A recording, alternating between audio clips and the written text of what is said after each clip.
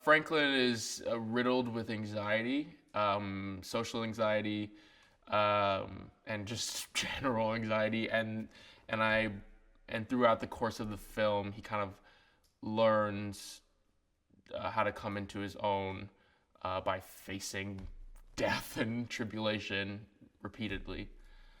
So that's kind of his arc of the movie. Chris is the funniest dude, the nicest dude. He cracks me up so much, and I try to keep up with him. Like I try to keep that back and forth going because I just don't want to let him down in terms of, I don't know. I want to prove myself comedically because he's so brilliant. Danielle is incredibly funny, and so I think if I'm ever funny in this movie, it's just because I'm feeding off of what she's doing. Off camera, we have sort of like a sibling rapport, so I think that it helps when we're on camera because I think that's a similar dynamic to what Franklin and Zia have.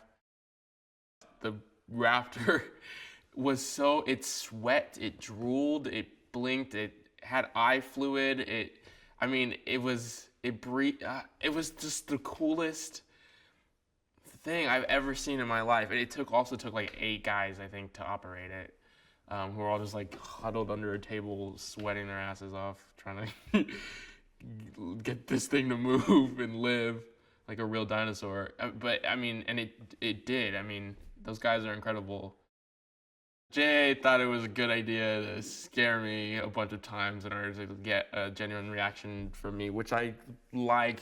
As an actor, I like that. I like being as authentic as possible, but as a person, I don't like it because it's terrifying. There's a scene in the movie where I'm tapping on a lamp and it explodes, and it's written in the script. So I was like, okay, but he told me when we were shooting that scene that he's like, so we're just gonna do it in post. The lamp's just gonna explode in post. So just act like it exploded. And I was like, okay, fine, I can do that.